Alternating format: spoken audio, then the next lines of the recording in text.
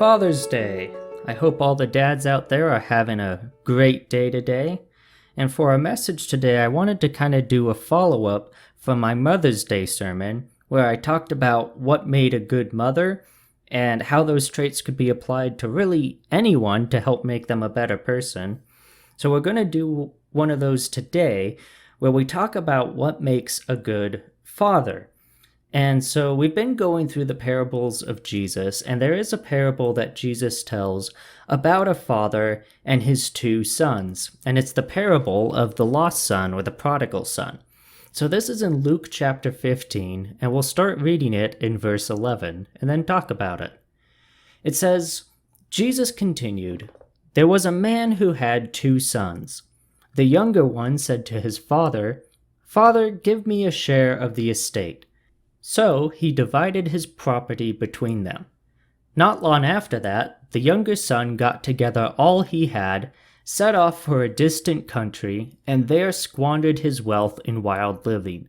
After he had spent everything, there was a severe famine in that whole country, and he began to be in need. So he went and hired himself out to a citizen of that country, who sent him to his fields to feed pigs. He longed to fill his stomach with the pods that the pigs were eating, but no one gave him anything. When he came to his senses, he said, 'How many of my father's hired servants have food to spare, and here I am starving to death?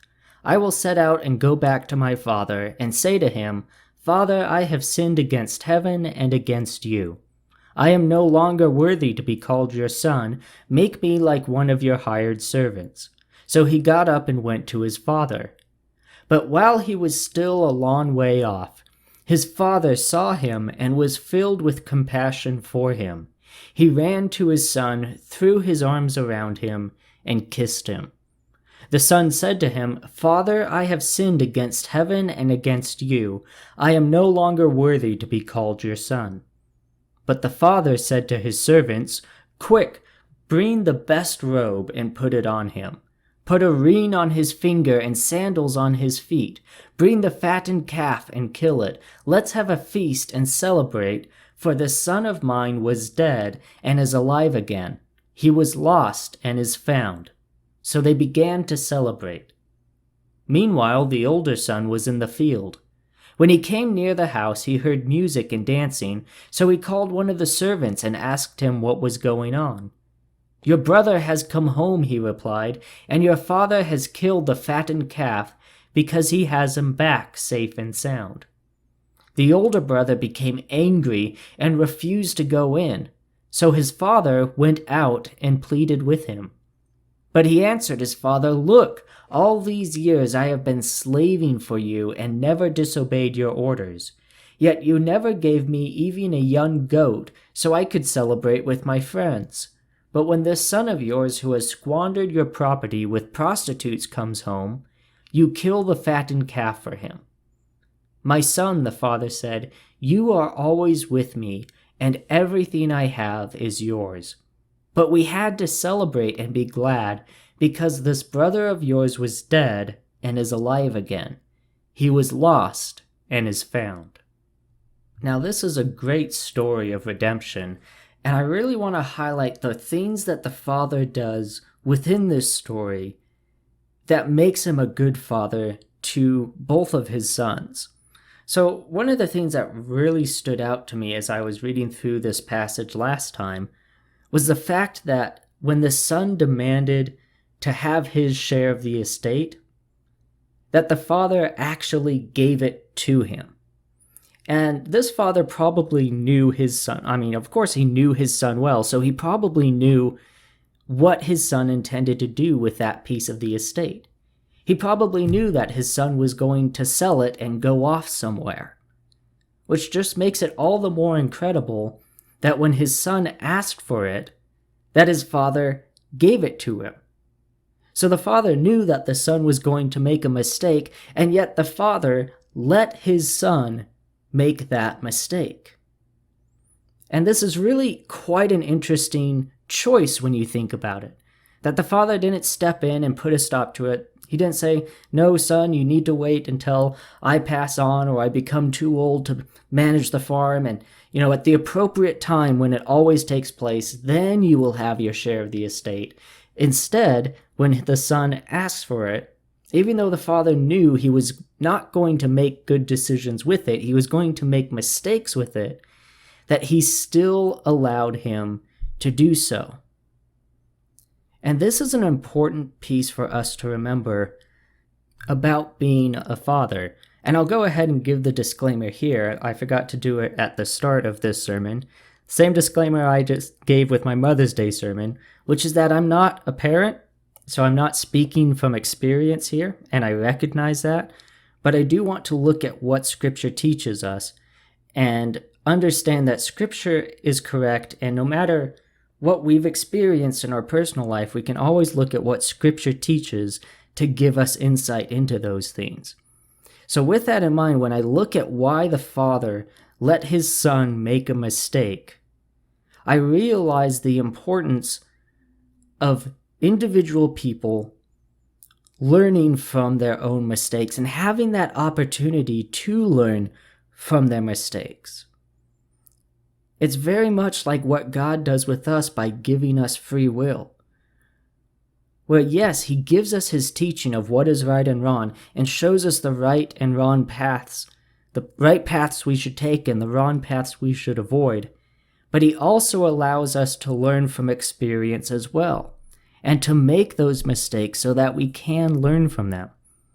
Because you can grow up being taught what is right your whole life and reject it until you do something that's wrong, you do it the wrong way, and realize that that didn't work, and now all of a sudden this thing that you rebelled against just because it's what people were telling you to do, all of a sudden you realize how helpful that guidance is. And usually those mistakes that we make are a part of our growth. And that's something that a good father recognizes. A good father recognizes that mistakes are a part of a person's growth. And this goes very much against the idea of sheltering a child to such an extent that they never make any mistakes, or there's never any risk that they have to take. And when we do that to a child, when we prevent them from allowing to take risks, and really when we do that not just to a child, but with any person, maybe it's an employee that you're the employer of, or maybe it's someone that you're mentoring. But when we kind of bubble wrap them, right? We don't let anything harm them. We don't let them make any mistakes, and we make everything really easy for them. They're never able to grow as a person. I play a lot of video games, and I don't like to play them on the easiest setting because it's not challenging at all. And I just breeze through it. And I want to play something that has a little bit of a challenge there. Now, I don't go to the insanity difficulty right away because I don't want to be stuck for 2 hours on a mission that's only supposed to take 10 minutes. That's not enjoyable either. But I do want to put myself in a difficulty where I am challenged so that I can get better and better at that game and have growth in my skill set. And it's important for fathers to allow their children to do that same thing. That they allow them to face things that are challenging to them, to make mistakes, to sometimes get it wrong, so that they can grow as a person. And I knew one dad, and I think this example, this particular one, takes it a little bit too far the other direction. But it's such a shift from the dynamic that we usually have that I think it's worth noting the importance of. And what this father would do was every night at dinner time, when he would sit down at the dinner table with his kids, he would ask them how they failed that day. And what he was doing by that was showing them, one, that everyone did fail, everyone did make mistakes. And then also when they could say how they failed, and know that they were still loved despite that failure, then he could also teach them, what did you learn from that failure? What did you learn from that mistake? And if they didn't have an answer, then he could give them that answer. Well, here's how you can avoid that mistake in the future. Now, I do think doing that every single night does kind of push it a little bit far and can easily lead to people celebrating failure, which is not healthy. But I think the healthy parts that can come from that was that this father was communicating that it was okay for his kids to make mistakes. They would still be loved despite those mistakes, which really established a setting where they could be honest with each other and still be loved. And then it also allowed him to know what they were struggling with and how they were struggling with those things, so he could give them advice to help them with what they were dealing with. And it's important for us to realize the importance. This really is a shift from most modern day culture, where we just try to make everyone, especially children, think that they don't make mistakes and everything is fine and you can do anything that you want to do and you'll be great at it no matter what other people say, when really that's not the truth of the world that we live in. And the better that we can help, especially children, understand that they won't always be perfect at everything. They will make mistakes, and that's okay. And to especially have that father figure in their life, ideally a father, but if not a father, at least a father figure in their life that can help show them how those mistakes are not the end, but rather an opportunity to grow, and that those mistakes are just part of that process of growth that is natural in a person's life. And again, this isn't something that only fathers can apply. That's something that all of us can apply, where we are helping people through the process of growth in their life, and realizing that part of that growth process is a lot of mistakes. And rather than trying to shield people from mistakes, that you help them through those mistakes instead. Now, there still has to be some level of protection there, right? We don't want to allow people to just completely ruin their lives. That's too much of an offhand approach. We still want to protect people from failures of which there's no recovery from those failures. If there's a failure with no recovery afterwards, we want to protect them from those failures. But we still want to allow them to try things on their own, to make those mistakes, and help them learn how to grow from those mistakes. And that's what the father in this story does. Even though he knew his son wasn't going to use this estate well that he was being given, to still allow him to make that mistake, still give it to him, so that he would have that opportunity to grow. Otherwise, the father would have kept it from him, and that would have led to the son just resenting him and maybe going off and making other worse mistakes. But at least in this context, the father was maintaining that control by allowing him to make a mistake that would not permanently ruin his life, and recognizing that that son needed to make those mistakes in order to grow, and in order for him to come back and to be satisfied with that life then with his father and with his family, which he didn't have beforehand. And of course, after the son goes and he makes the mistakes that he makes, and he finds himself destitute with nothing, and he's even envious of what the pigs are eating. And he comes to senses. He realizes, I made a mistake, and I need to go home. And when he goes back, we see the father seeing him from a distance and with compassion going out to him and wrapping him in his arms, welcoming that son back into the family, which is a difficult thing to do when you think of how rude and disrespectful it was for the son to demand that inheritance be given to him before that time. And not only was he demanding it before the time it was meant to be given to him, but after he was given to it, a piece of his family's estate, he went and sold it. He gave it to someone else for his own selfish benefit. And then he takes the money he received from that and goes off, leaves the family altogether. Can you imagine being that father? How disrespected you would feel from that. It truly was that the son was rejecting that whole family, even after the father gave him that gift. And yet, the father still loves him and forgives him, welcoming him back into the family, putting the best robe on him, putting the ring on his finger, that ring that is a symbol of status, saying that he is still my son. And it would be really easy for many of us in that situation to let our pride prevent us from granting forgiveness.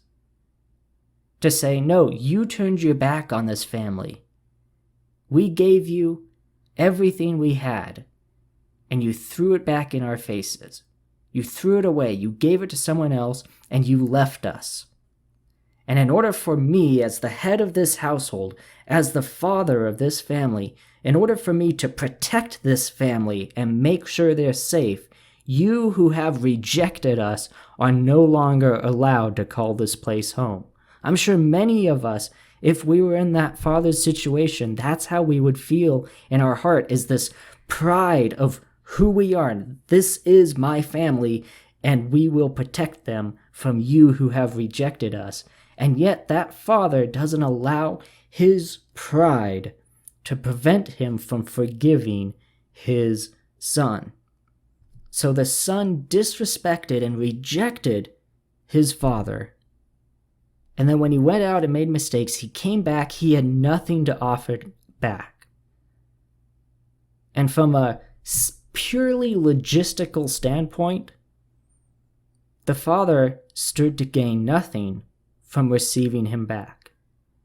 And yet he did anyways, and it's really parallel with the story of Joseph, where Joseph was ridiculed by his brothers, sold into slavery because his brothers hated him so much.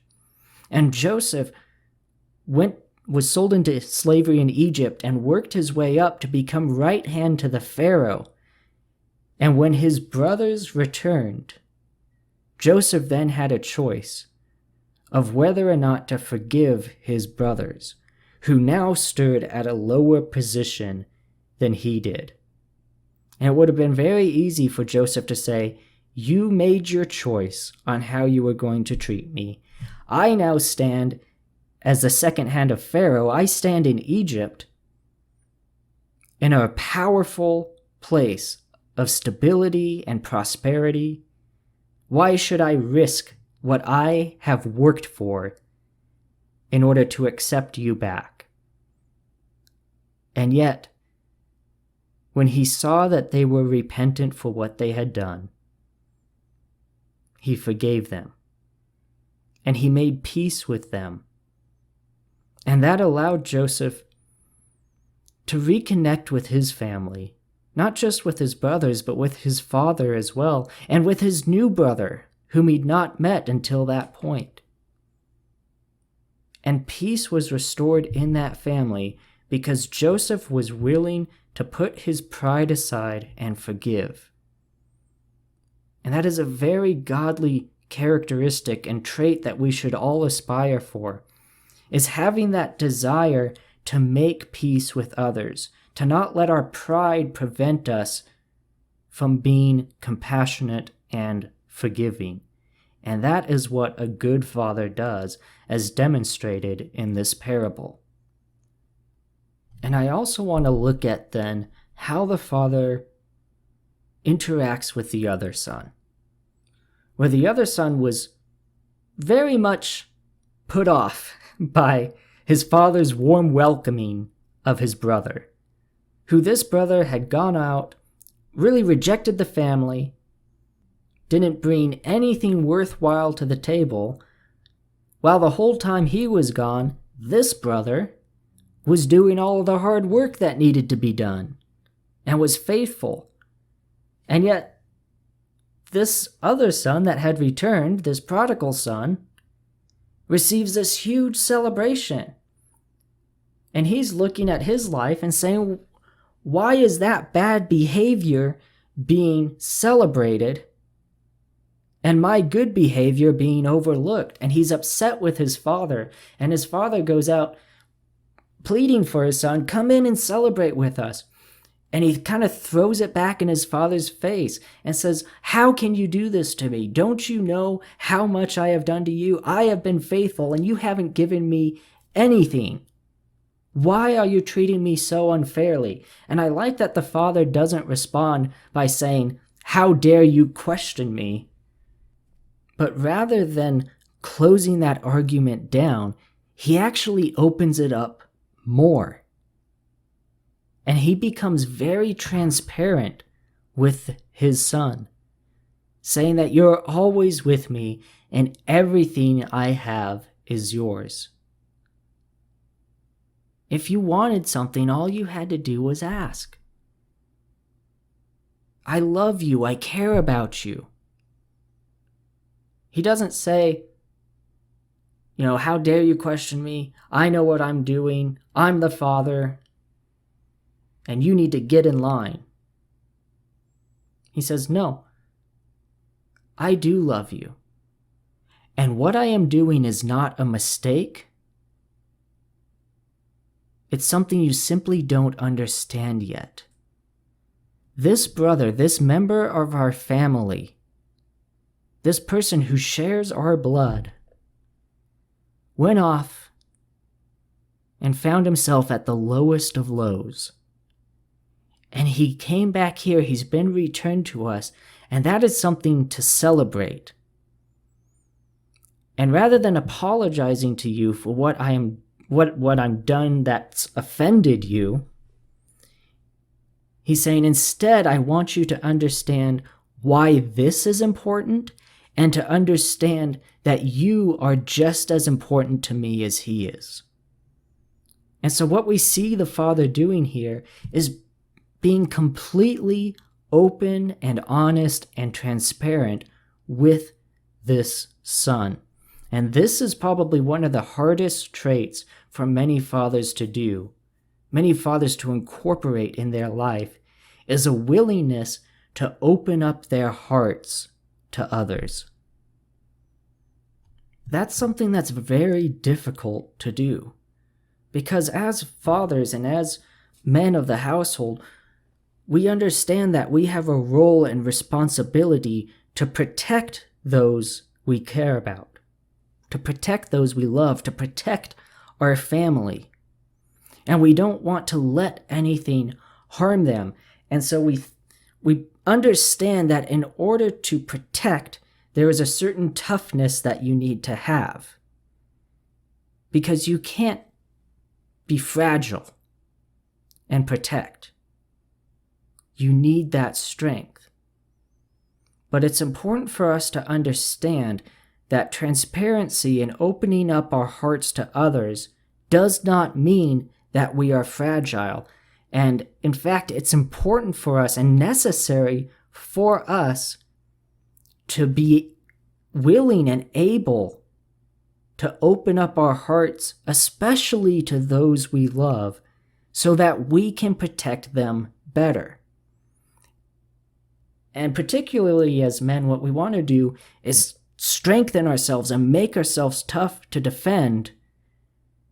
But oftentimes we take that to the point where we're not letting anyone inside. And so we've kind of built ourselves like a fortress with strong walls and a strong gate.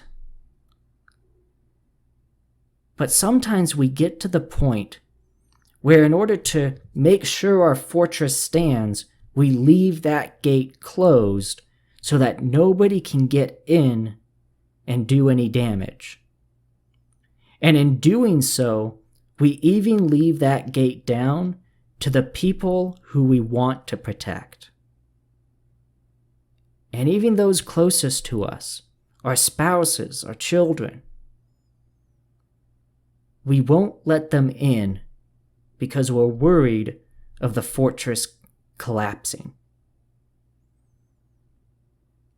And it takes us to a place where the purpose that we are trying to accomplish, we're no longer accomplishing it because we focus so hard on building up those strong walls that we're no longer letting anyone inside and no longer protecting anyone but ourselves.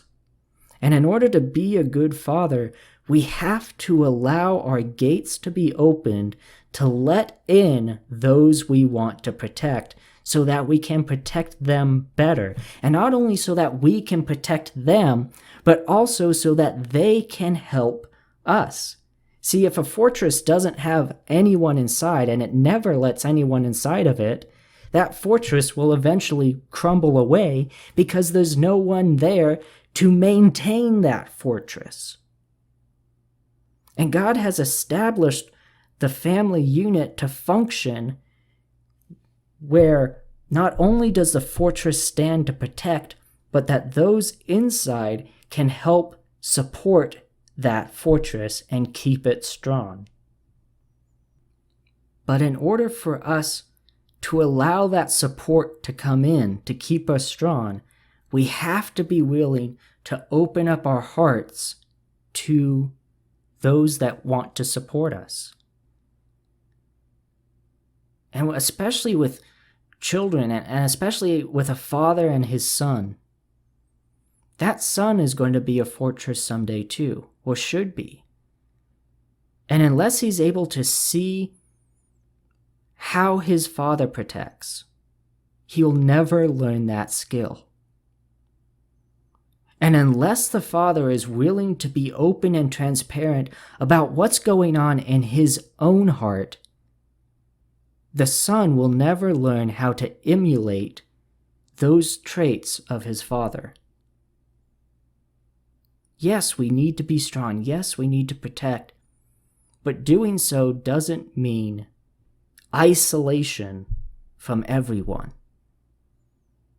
And rather, when we open ourselves up and are honest and transparent with those around us who love and support us and who we love and want to support, as we're honest with them, we are able to protect them better. Because we are allowing them to support us and keep us strong. And we are also teaching them how to emulate that protection for others as well. And the father in this story does all of these things. He allows his son to make a mistake. He is there to forgive him, not allowing his pride to get in the way, but reestablishes this peace with him in the family. And he is honest and transparent about what he is doing and why he is doing it, in order to impart that wisdom onto his children. These are the traits of a good father: allowing growth, desiring peace, and allowing honesty. And so my question I'll leave us with today is, do you practice these characteristics? Do you practice growth, peace, and honesty in your interactions with others? It not only makes a good father, but it makes a good follower of Christ. And that is today's Sermon in the Pocket. As always, if you have any comments or questions for me, you can contact me either through the Sermon in the Pocket Facebook page or email me directly at sermoninthepocket@gmail.com. And as always, I encourage you to share this with other people to help get the message out there. But until next time, I pray that God will bless you as you go throughout your day. Thank you for taking the time to listen, and have a happy Father's Day.